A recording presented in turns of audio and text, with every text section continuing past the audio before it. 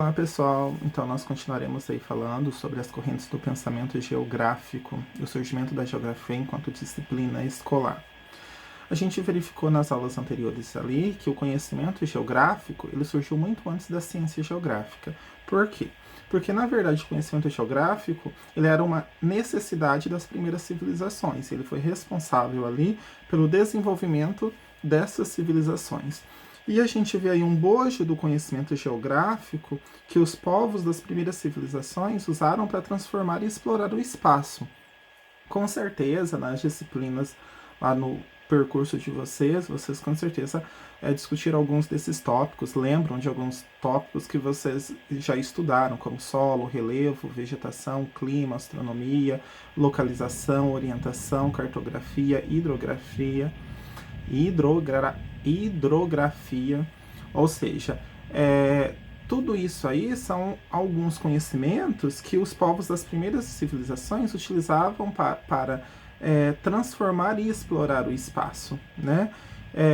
Eu falo que assim, quando a gente teve ali a passagem do sistema nômade para uma sedentarização, houve assim uma evolução muito ampla do ser humano enquanto sociedade, porque isso é a base, então, para a gente entender a sociedade como a gente tem ela hoje. Não é idêntica, não é igual, mas forneceu a base para a sociedade atual. Quando a gente teve ali a Revolução Agrícola, né, que é quando os primeiros seres humanos, as primeiras civilizações, as primeiras civilizações começaram, então, a cultivar alimentos, né? Então a gente teve ali, a partir dessa sedentarização, a gente teve um desenvolvimento do trabalho muito grande, né? Porque os seres humanos começaram então a desenvolver instrumentos, a desenvolver técnicas de cultivo. E a sistematização do conhecimento geográfico, ela evoluiu e ela, ou seja, passou por fases a partir de modos de produção distintos. Ou seja, como assim, professor, né? Modos de produção distintos. Então a gente teve lá a antiguidade clássica, a filosofia grega, o feudalismo, o capitalismo. Mas foi somente a partir do capitalismo que a gente tem o surgimento da ciência como a gente conhece hoje. Por quê? Estava se formando uma nova sociedade ali, em busca de um racionalismo, né? Um modo de produção diferente. E então há novas formas de se afirmar enquanto tanto a existência humana, porque não era mais o teocentrismo, mas agora a gente passa para o antropocentrismo, ou seja, o ser humano no meio, né? E então a gente tem ali no século XVIII o surgimento da geografia enquanto ciência, com método, tal qual a gente a conhece hoje. E onde que surgiu a filosofia? Bom, a filosofia ela surgiu na Alemanha, a partir desse cara aí, o Herzl, e era um momento, na verdade, complicado. Por quê?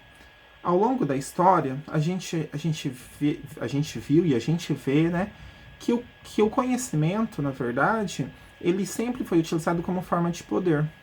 Ou seja, sempre como forma de dominação. E a geografia não foi diferente, gente. Porque hoje a gente entende a geografia como ciência que estuda o espaço geográfico. Só que nessa época aqui, com esse cara, Hetzel, na verdade era uma descrição da natureza. Vamos lá. Esse cara aí, Hetzel, a Alemanha passava por um momento complicado. Por quê? Porque eles queriam defender a soberania alemã sobre os demais povos. E então buscava falar que o povo alemão era mais desenvolvido e por isso eles deveriam dominar a natureza. Como assim, né? Esse cara, ele desenvolveu então lá o que a gente conhece como determinismo geográfico, ou seja, a natureza determina a ação do homem. Ou seja, o próprio nome já fala determinismo, ele vai buscar uma base teórica lá em Darwin, exatamente, o determinismo. Então ele coloca que o povo alemão era mais desenvolvido e por isso tem um domínio da natureza. Então ele tem uma questão ali justnaturalista, tá? Ele coloca dois princípios, desenvolve ali, né? O que é o princípio da expansão e o espaço vital. Como assim? Bom, ele vai falar que o fato geográfico a ser analisado, ele tem que ser delimitado no espaço. Para isso ele vai utilizar conhecimento da cartografia e a questão do espaço vital, tá? Que ele vai falar que o espaço vital ali, que o espaço é vital, na verdade, para o desenvolvimento das civilizações. E ele vai justificar, então, o domínio alemão sobre o território europeu, tá? Defende principalmente a reunificação da Alemanha. E esse determinismo geográfico ele ainda é muito utilizado. Vamos pegar lá aquele discurso que, por exemplo, que a seca no Nordeste, ela gera o quê? Gera pobreza, que a pobreza é gerada devido à seca no Nordeste. Será, pessoal? Porque, por exemplo, o Texas também é seco. E como assim como assim, né? Porque o Texas é um país desenvolvido. Vamos pegar lá um país, não um estado, né? E vamos pegar também o prefeito de São Paulo falando que a falta, na ausência de água nas torneiras é devido à falta de chuva. Será, pessoal? Vamos pegar lá, vamos falar sobre a questão do desmatamento, do assessoramento, do consumo exacerbado de água pela agricultura, pela agropecuária, né? Vamos falar como um todo, a poluição dos rios. Será que não é isso que gera, na verdade, o desabastecimento? A falta de chuvas? Então a gente já tem aí um determinismo geográfico. Ele ainda é utilizado para justificar determinadas coisas. Eu falo que o discurso, ele sempre vai de acordo com os interesses de alguém. Então, quando a gente vê esses discursos, a gente tem que analisar muito bem, tá bom? E a gente tinha lá, né, como eu falei para vocês, a Alemanha, mas a gente também tinha o Vidal de la Black.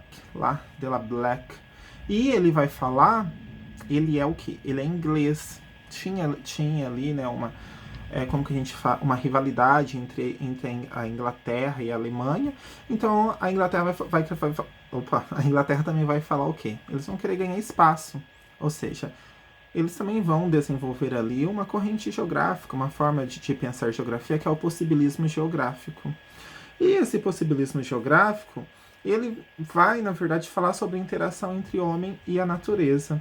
Ou seja, ele vai falar que a natureza, ela sofre, sim, a ação do homem, tá? Mas que a natureza, ela dá possibilidades, então, de desenvolvimento. Só que não há muito desenvolvimento ainda em relação ao determinismo geográfico. Por quê? Porque ele vai falar das possibilidades que a natureza dá para o desenvolvimento, só que ele ainda vai colocar a natureza como limitadora, tá?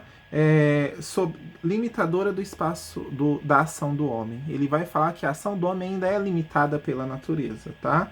Então, o espaço formador, o elemento formador do espaço ainda é a natureza. Depois a gente vai ter o método regional, não vou entrar muito sobre isso, mas vai falar sobre, ainda vai utilizar lá o princípio de Hetzel e vai falar sobre espaço geográfico fragmentado, ou seja, para a gente analisar o espaço, a gente tem que fragmentá-lo. Já na década nos anos 50, década de 50, lá nos Estados Unidos, então surge a nova geografia.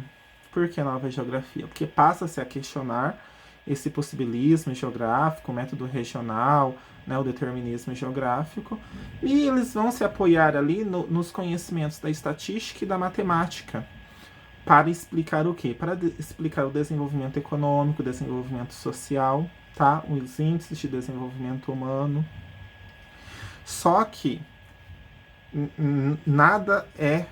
nenhum povo é bonzinho, né? Então aqui os Estados Unidos ele vai utilizar então ali a comprovação matemática para demonstrar a superioridade dos Estados Unidos. Como assim, professor?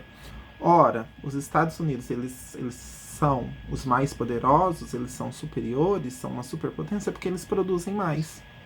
Logo, aqui, eles vão falar que o desenvolvimento econômico proporciona, né, ou impulsiona, nossa, impulso é para acabar, né? Impulsiona o desenvolvimento social. Sim, professor. É complicado, mas vamos lá. Aqui no Brasil a gente tem o Juscelino Kubitschek, lá o JK, que vai então investir fortemente na industrialização, né, na aceleração da industrialização. Outro exemplo também, a gente vê países ainda contendo, por exemplo, as taxas de natalidade. E então surge um outro movimento aí, que é o que a gente tem atualmente, a partir da década de 70, especificamente no Brasil, a partir dos anos 78, tá, em Fortaleza, que é o movimento da geografia crítica. Ou seja, o processo de formação histórica vai ser responsável pela explicação do espaço. Como assim a formação histórica? Vocês conseguem ter base em algum cara barbudo aí, bem crítico, que na verdade se estuda muito na educação também? Exatamente, Karl Marx vai falar sobre o materialismo histórico dialético, tá? Então, eles vão falar aqui que o processo de formação histórica vai ser responsável pela explicação do espaço. Ou seja, o desenvolvimento e subdesenvolvimento ele será analisado e explicado a partir da visão crítica, a partir da visão histórica, tá? Vai utilizar aqui a teoria marxista para explicar a formação do espaço. Aqui no Brasil a gente teve, então, Milton Santos, que vai explicar a relação espaço, tá? A relação do espaço, e o espaço produzido, então, pela visão antropológica, ou seja, o espaço aí analisado a partir da relação do homem com a natureza, explicado a partir de uma visão crítica, de uma visão histórica, utilizando então o método aí do materialismo histórico dialético.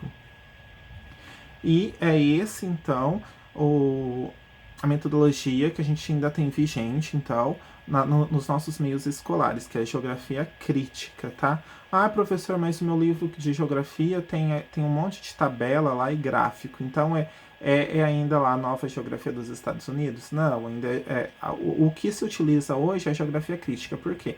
Porque a gente analisa esses dados, contextualizando-os, tá? Fazendo uma análise social, econômica, política, crítica. E é isso, pessoal. Espero que vocês tenham entendido aí a evolução da geografia no decorrer da história, tá bom?